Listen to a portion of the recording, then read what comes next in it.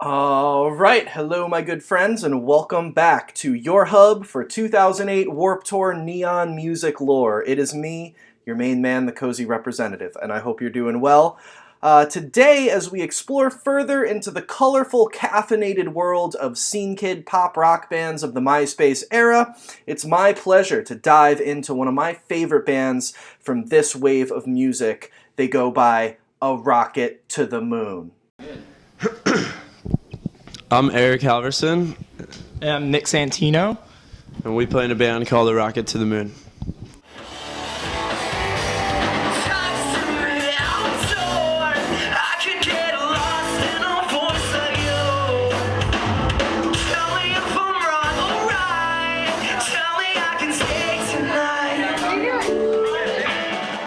A Rocket to the Moon had some great tunes, as well as a general level of swag and aesthetic, which a lot of other bands from this time could often lack, and their overall presence, at least as I remember it, was a unique breath of fresh air in a scene of a million bands, let's be honest, all trying to sell you a very similar package. Their career also tells a very fascinating tale of ups and downs within the music industry, so without further ado, I present to you the Cozy Representative presents The Rise and Fall of A Rocket to the Moon. Let's freaking go. Oh, Dakota, I know our love is new, I barely know ya. I've fallen over you. It's the way you do the things you do that make me fall in love with you. Dakota, are you in love with me too? Hailing from Braintree, Massachusetts, A Rocket to the Moon began in 2006 as an experimental bedroom DIY solo project of a young boy named Nick Santino. Nick Santino had been spending the prior few years, obsessing over music and playing in local high school bands with band names like The Bad Year or The Midway Class. But it wasn't until 2006 when Nick, armed with a piano, an acoustic guitar, a drum machine, and a hearty dose of auto-tune, sat in his Massachusetts bedroom and created the first DIY A Rocket to the Moon album titled Your Best Idea, when he really started striking gold. And so have I, the one that helped you out, the one you used to talk about it, said you cared for what I'd have to say. Your Best Idea, released in December of 2006, featured a lo-fi, electro-tinged piano indie style, which drew influence melodically from early 2000s emo and pop-punk, but shared more in execution and aesthetic with lush indie emo bands like Copeland or Daphne Loves Derby, with a hearty dose of the Postal Service and a hint of an auto-tuned contemporary pop sensibility bound to make anybody from Hello Goodbye all the way to T-Pain proud. While one could say that the sound Nick stumbled upon was simply a specific amalgamation of what was popular at the time, whether he knew it or not, Nick was early to at least a few different parties here on Your Best Idea. Your Best Idea, released in 2006, was about a year ahead of the emo singer-songwriter MySpace bedroom pop wave, which wouldn't fully kickstart until 2007, really into 2008, with the rise of artists like Owl City, Never Shout Never, or The Ready Set. The four artsy Polaroids which grace the album cover display an aesthetic akin to Apple Store indie early Tumblr vibes, which wouldn't, you know what I'm saying? Which wouldn't really become a more mainstream look until at least a couple years after the release of Your Best Idea. And looking back now, one could even argue that the vibe on Your Best Idea was like a prototype of a 2010s SoundCloud, like emo rap artist, so to speak. Regardless, while the songs on Your Best Idea aren't really the most stand out, the vibe of this album is spectacular, and it is, in my eyes, a true hidden artifact of the MySpace music era. Nick self-released Your Best Idea online in late 2006 on digital retailers such as iTunes, as well as, he posted the songs on MySpace, and before long, A Rocket to the Moon was gaining a small online buzz. Going into 2007, online hype was starting to build for A Rocket to the Moon, especially as Nick began posting new songs that year, such as Baby, We're Invincible, as well as Are You Catching My Drift Yet? I see you and I'm waiting to make my move, but I'm scared and I know that you've got better things to do. These tracks featured the same lo-fi, electronic indie style as the Your Best Idea album, but here, Nick was really starting to develop and improve his songwriting, and the new songs were, just to put it bluntly, better than the ones before. They were more standout and more memorable. These new songs culminated in a new A Rocket to the Moon EP, the digitally self-released Summer 07 EP, released in, you guessed it, the summer of 07. The release of this EP, as well as the song Baby We're Invincible becoming a minor online hit for Nick, caused A Rocket to the Moon to really start blowing up, really racking up numbers online, and catching the attention of not only an online fan base, but also catching the attention of record labels and managers as well. Industry hype, if you will. Along with the online hype, Nick was also cutting his teeth in the local scene as well. The original 2007 live band era of A Rocket to the Moon, who were not touring just yet, but were mostly playing shows around Massachusetts, featured two local guys, Joe and Mike Cafano, on bass and drums, respectively. Nick played an electric guitar and sang into an auto-tuned vocal effect live.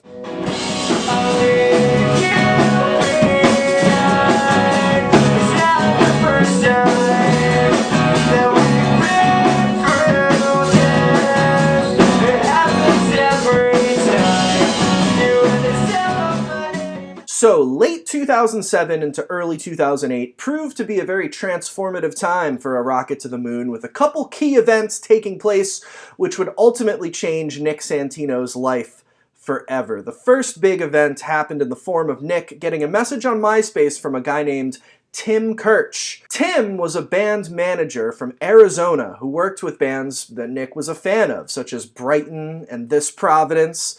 Tim was also the older brother of Pat Kirch, who plays drums still to this day in a band called The Maine, who Nick was also a fan of. Tim showed interest in Nick's project, A Rocket to the Moon, and wanted to work with him as his manager, and Nick took him up on the offer. Before long, Nick flew out to Arizona to meet Tim, as well as meet Pat and the other guys in the Maine, as well as their general friend group, and instantly Nick was inspired by the inspiration and drive these Arizona kids had towards making it to the next level in music, a feeling Nick felt as if he wasn't surrounded by enough back in Boston. Nick also felt a kinship with the Maine and other Arizona bands such as the Somerset or Ann Arbor.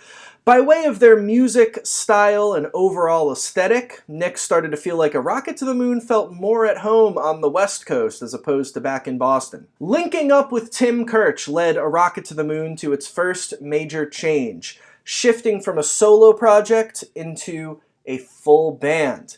Tim essentially hooked Nick up with band members. First, he enlisted his longtime friend Eric Halverson to play bass, who was a longtime childhood friend of the guys in the Maine. Next up was a guy named Lauren Brinton on drums, who had just recently departed from Arizona indie group Lydia. And finally, Justin Richards, singer of the Chico, California band Brighton, was enlisted to play guitar. Now, Justin was also a very, very talented songwriter.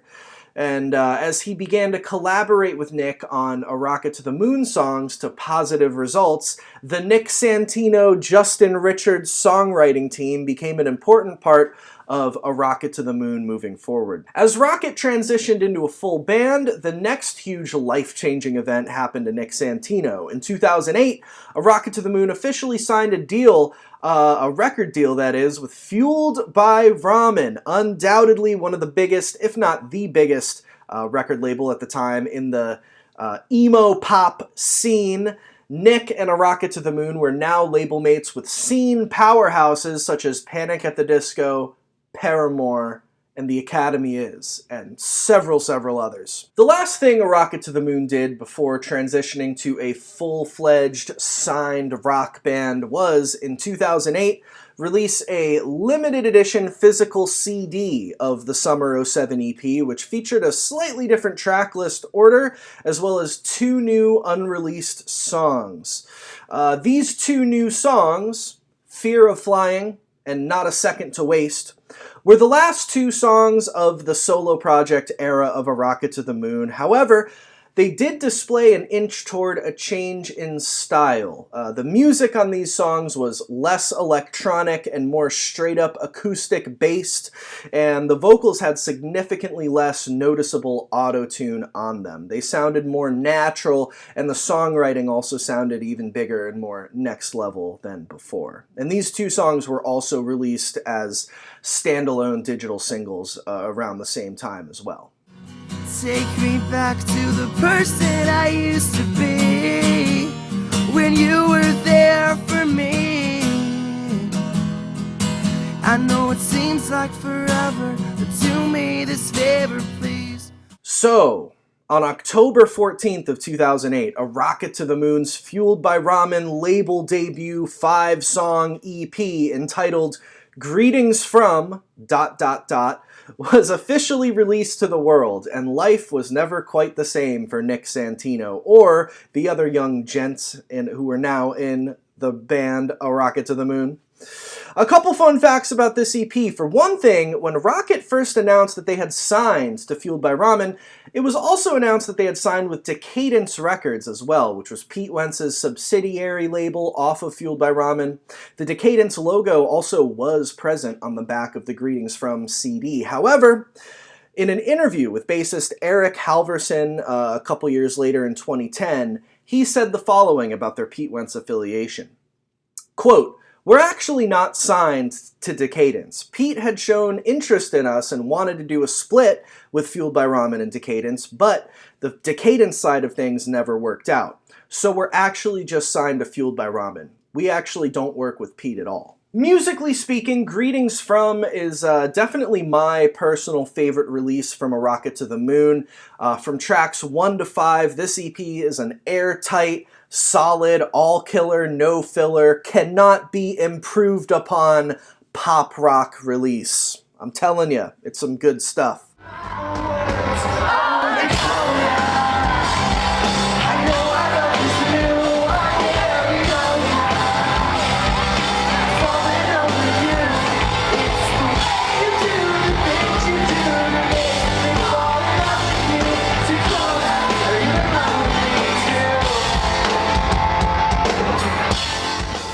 The song Dakota served as the quote-unquote hit single of the EP. The first track, If Only They Knew, is about as perfect as a 2008 neon pop rock track can get, and the same can be said about the last song, Just Another One, which features a roaring guest vocal from John O'Callaghan, singer of The Maine. The EP also features a re-recorded full band version of Fear of Flying, which is better than the original. And overall, this EP is just solid. It's just awesome.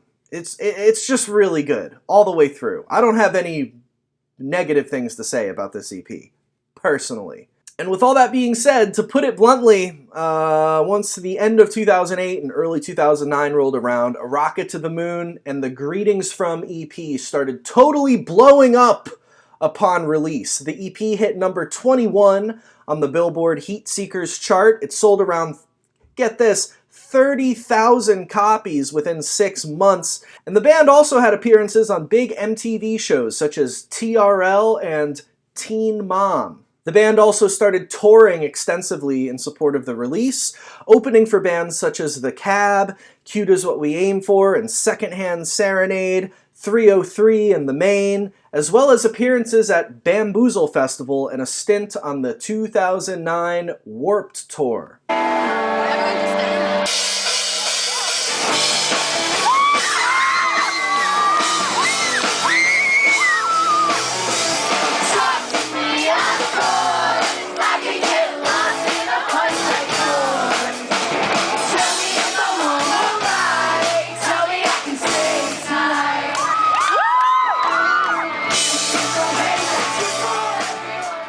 A Rocket to the Moon were officially on the map and quickly blowing up within the Warped Tour scene, and as 2009 rolled around, it was time for A Rocket to the Moon to release their first official full-band, label-backed, full-length record. On October 13th of 2009, A Rocket to the Moon's, well, technically their second full-length if you count Your Best Idea, but as far as the signed full band A Rocket to the Moon was concerned, their debut album, entitled On Your Side, was officially released through Fueled by Ramen, and not Decadence, according to Eric Halverson. On Your Side was produced by my personal favorite producer from this era, Matt Squire, whose impressive production resume consists of records like Panic at the Disco's, A Fever You Can't Sweat Out, Cute Is What We Aim For is the Same Old Blood Rush with a New Touch, the first Boys Like Girls album, All Time Low's So Wrong It's Right, Forever the Sickest Kids, Underdog Alma Mater, The Main's Can't Stop Won't Stop. I mean, come on, Matt Squire was the man. A Rocket to the Moon did switch things up a little bit musically on this record, where Greetings From was pretty straight down the middle, neon pop rock. On Your Side features more of a kind of a softer piano indie vibe in places, as well as a mild pop country flair in other places. But make no mistake, this record brings a heavy heap of sunshiny pop rock to the table. She likes to taste the captain word. Cigarettes and she enjoys that. She can get a little crazy.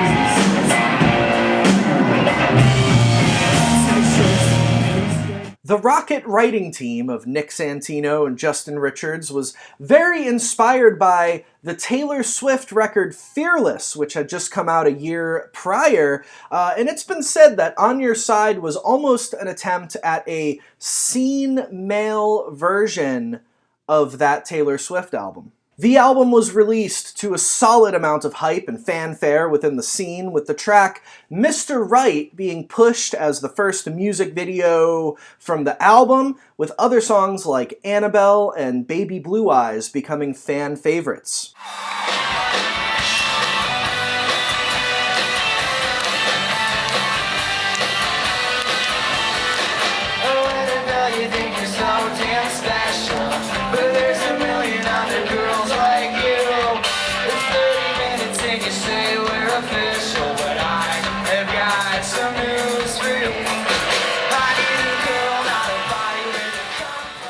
The band continued to tour quite extensively in support of On Your Side, opening for artists like Boys Like Girls, We the Kings, Hanson, believe it or not, and All Time Low. The record cycle for On Your Side was going along swimmingly, but it wasn't until late 2010, about a year after the initial release of the album, when something unexpected happened. The more acoustic-leaning, country-tinged breakup ballad, Like We Used To, experienced some radio success. Does he sing to all your music while you dance to Purple Rain? And does he do all these things like I used to?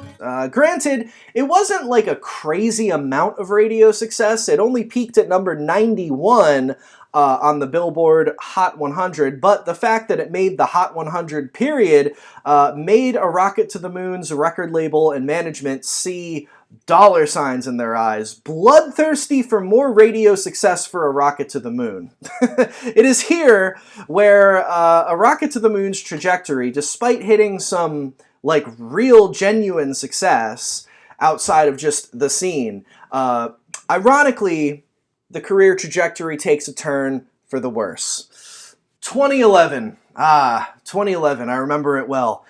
Begins with A Rocket to the Moon setting sail on their first headlining tour, the On Your Side tour. But when, in my opinion, A Rocket to the Moon should have been preparing for a new record to be released in 2011, the powers that be pushed for 2011 to be mostly spent continuing to promote Like We Used To as a single, with Nick and Justin doing loads of radio interviews and, acoustic appearances at, like, radio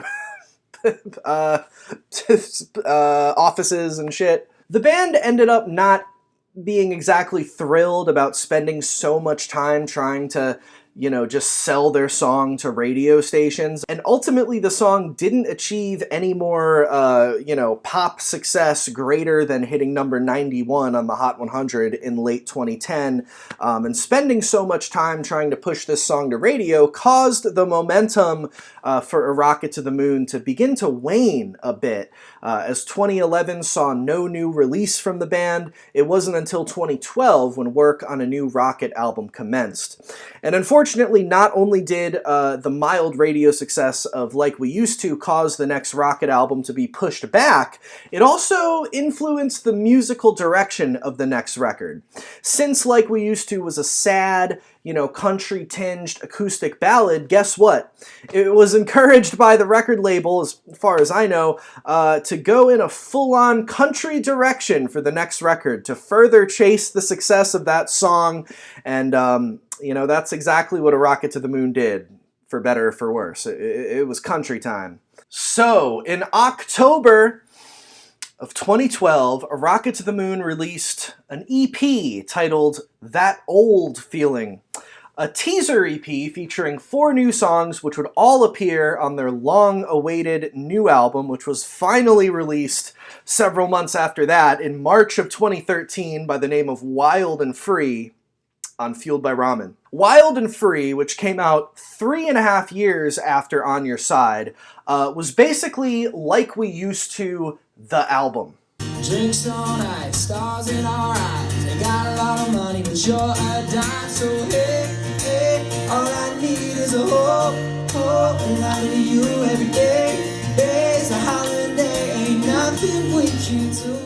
This record displayed a blatant change in the overall style of the band as a whole. They were no longer even remotely a Warped Tour neon pop rock band. They fully shifted into a full-on pop country sound. And I'm just going to level with you guys. From my perspective, the writing was already on the walls for A Rocket to the Moon before this album was even finished. So you're going to make people wait almost a whole entire high school career for your second record, and then when it comes out, it's a total pivot to a different style, to country, no less, a genre which very, very few Warped Tour kids, which, was the band's original fan base, were even remotely into. You know what I'm saying? I don't know how the band, or at least someone on their team, didn't realize this was a one-way ticket to Flop City. It's the type of business/stylistic choice which doesn't take the fans into consideration. Just in my opinion, it's only based off of the mild radio success of one country-tinged single and wanting to chase that. But the thing is, fans don't care about a radio single, you know what I mean? Fans just want more music from the band that they love. And even if the guys in A Rocket to the Moon did genuinely want to make country music, contextually, this album is just too confusing and illogical of a follow-up to their first. It just doesn't sound or really feel like the same band, really. And that's my biggest problem with Wild and Free by A Rocket to the Moon. It just doesn't feel genuine, and it doesn't really make any sense. That being said, sheerly musically speaking, this album really actually isn't terrible. It does have a really warm, natural sounding production, which I really like, and the band does sound good on it. While there are moments of corny pop country cheese, like the single Whole Lotta You, genuinely tender, heartfelt, tear-jerking tracks like Ever Enough or First Kiss genuinely do make up for it. I enjoy like a handful of songs on this album, completely unironically. And that's like the best thing I have to say about it. On the musical front, this album sincerely could have been way worse. Regardless, only 6 weeks after the release of Wild and Free, A Rocket to the Moon announced that they'd be calling it quits. In an interview with Alternative Press, just as the news of the end of Rocket was breaking, Nick said the following about the demise of the band. Quote, "The last year has been a real headache. The last 8 months have been kind of weird. Just to start off, the 4 of us are still best friends. Justin and I actually went off to do a little charity show last weekend in Florida. Usually bands break up and there are stories about the singer being a douche and the other guys starting a new band. That's not us. There was no big blow-up. It was something we'd been talking about for a few months, honestly. The music business isn't really that fun a place. It's a lot of sit around and wait for answers from the powers that be. You'll get told a different answer every time you ask something. It got to a point where we were just ready to try something different. We wanted to keep progressing and for our record to do well, but whoever is in charge of that wasn't really helping us out too much. It took us forever to get a release date. I still don't know why it took so long. It was a real bummer and kind of embarrassing.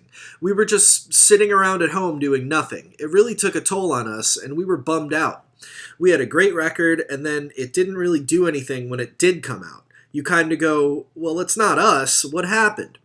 We finished the record last February, and we went off to do some international stuff. We ended up getting a phone call in Australia telling us we needed to go back and put another song on the record, write a single. We did that, and then there was a little radio campaign that disappeared really quick. The record got pushed to August, then September, then October, then January. We were like, come on, give us a date. And almost just to make us happy, they gave us March 26th. Do you have any regrets? No, I don't think so. I think we gave it our all. I think there are things we definitely wish had been done differently, but it's out of our hands. I don't think we could have tried any harder. It comes to a point when it's not up to you, and the people in charge have to make the decisions they think are best. Following the breakup of Rocket to the Moon, certain members have gone down some interesting paths. Guitarist Justin Richards and drummer Andrew Cook are keeping the pop country spirit alive and both play in the live band for the gigantic Grammy-winning, multi-platinum selling pop country superstars Dan and Shay, which is one of my favorite little Warped Tour fun facts right there. I think that's pretty cool. I like that song, When I Taste Tequila. It's a good song.